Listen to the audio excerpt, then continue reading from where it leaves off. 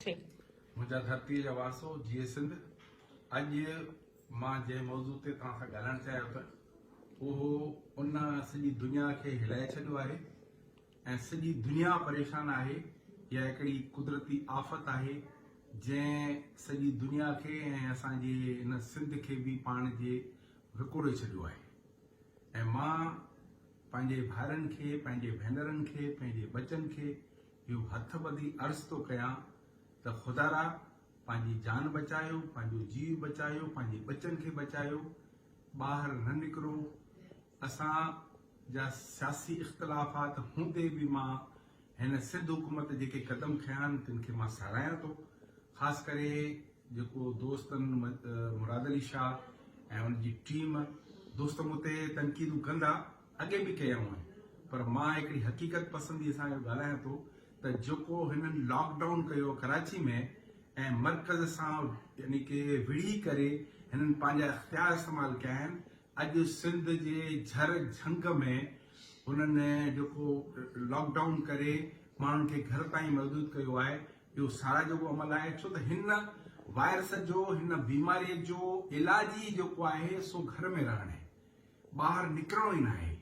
हिननि दोस्तनि जी जदोजहदुनि माना हो इहो जरासीम न को मज़हब ॾिसे थो, न को माण्हू ॾिसे थो, न को का ॻाल्हि ॾिसे थो। हू हर हंधि यानी कि दुनिया जा वॾा वॾा मुल्क जेके जिन एटम बम बनायो उहे बि हिन वायरस में परेशान आहिनि।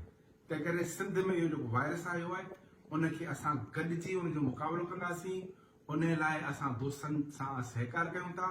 जस्कम जा कारकुन कराची में ख़ासि करे इन जदोजहद में, इन अमल में तव्हां सभिनी भाइरनि सां गॾु वस आर असां तव्हांजी हर क़िस्म जी मदद बि कंदासीं।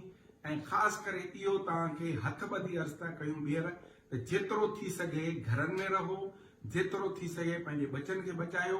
दोस्त ॿाहिरि निकिरनि था, अॼु हिकिड़ो दोस्त पोस्ट रखी त पुलिस बेददी बाबा अॼु पहिरीं जेके कर्फ्यू लॻंदा हुआ असांजो उहे सियासी हूंदा हुआ, हिन वक़्तु इहा अव्हांजी जान बचाइण लाइ करे इहो ब्रेकडाउन कयो वियो। अॼु पुलिस तव्हांखे रोके थी त उहा तव्हांजे बचनि जे तव्हांजी जान बचाइण लाइ करे तव्हांखे रोकी थी। तंहिं करे ॾिसो त असांजो माना हिकिड़ो दोस्त जेको असांजो तमामु प्यारो दोस्त आहे सईद गनी साहब, उहो बि हिन बीमारीअ में विचिड़जी वियो आहे।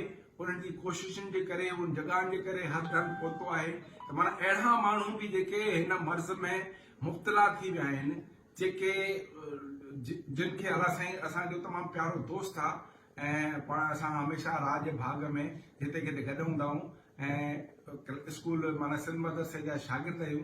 असां दुआ था कयूं त उन दोस्त लाइ ख़ासि करे सईद गनी खे अलाह साईं हुनखे सिहत ॾे, अलाह साईं हुनखे हिफ़ाज़त करे, सभिनी दोस्तनि जी हिफ़ाज़त करे। तंहिं करे वरी मां हिन ॻाल्हि खे ॿीहर दोहराईंदुसि त ख़ुदारा पंहिंजे घरनि ताईं महदूद रहो। ऐं आख़िर में मां भिटाई साईं जो इहो शेर चवंदुसि त साईं सदाईं करी मथे सिंध सुकार, दोस्त मिठा दिलदार आलम सभु आबाद करी। भिट धणीअ बि इहा दुआ घुरी आहे। भिट धणी चए थो त तूं हबीब, तूं तबीब, तूं दर्द जी दवा, जानब मुंहिंजे जीअ में आज़ार जा अनवा, साहिब ॾे शफ़ा मियां मूं मरीज़नि खे। या अल्लाह असां सभिनी खे इन मूज़ी मर्ज़ खां बचाए।